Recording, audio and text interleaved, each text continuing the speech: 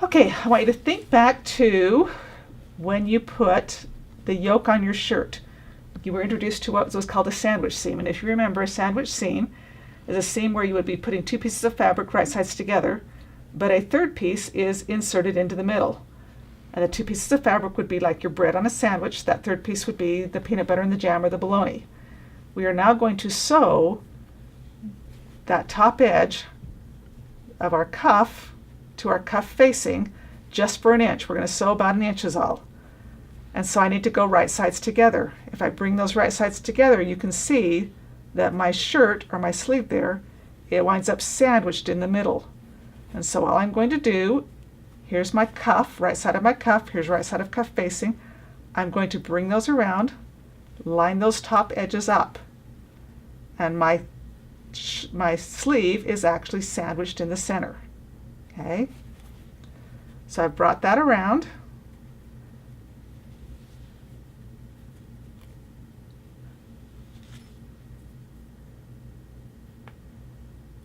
And if you sew it from the cuff side, you are literally going to sew right on top of your same stitching line. Okay? So I've brought that edge around. I'm going to do one at a time rather than do them both. It's maybe a little bit easier if you pin one and sew it, and then pin the second one and sew it. So that's what I'm going to do for you.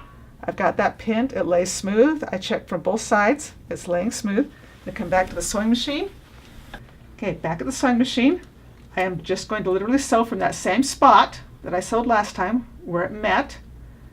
I will backstitch there, and I'm just going to sew for about 1 inch to 1.5 inches. And so you drop your needle right back at that intersection again, where that terminated seam was. Sew forward, backstitch. And then I just sew just for that inch, being very careful not to go beyond it because I don't want to tuck my fabric. I sew right on top of my stitching and trim my thread so that I've got that sandwich seam there. Then I'm going to do the same thing to the other side. Okay, so I've got a sandwich seam on one side of my cuff. You can see I've created that seam there and pulled it out.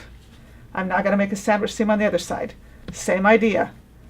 The sandwich seam is taking the right side of my cuff to the right side of my cuff facing. The sleeve itself is the sandwich, so all I'm going to do is bring my cuff facing around my cuff, making sure now that I've got right sides together, that it's laying smooth, laying even. The top edges are aligned with each other.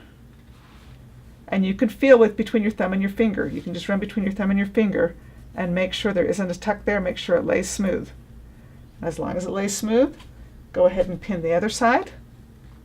And again, you are only going to sew for about 1 inch to that corner, and you are going to sew right on top of your same stitching line.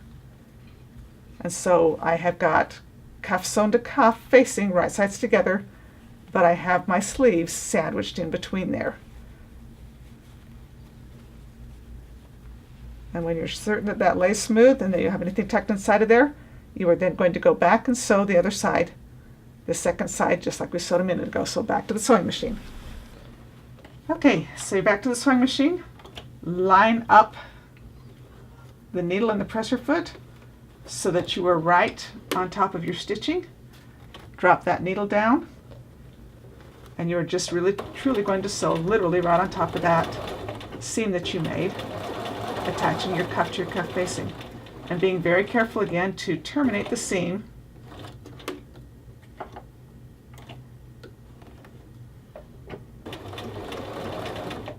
exactly at that corner. Then you can check and make certain that your sandwich seam corners are, you didn't catch anything by pulling it out, looking at it, and it should come out square and come out square. Now it's going to be a little bit bulky because we haven't trimmed and graded, but you should come out square and it should lay flat. If that's all good, then we're going to be ready now to trim and grade this last seam and then close up your cuff. We've got to make sure that that lays smooth. And that looks like it lays fairly smooth, so I'm going to go ahead and move forward now with finishing the cuff.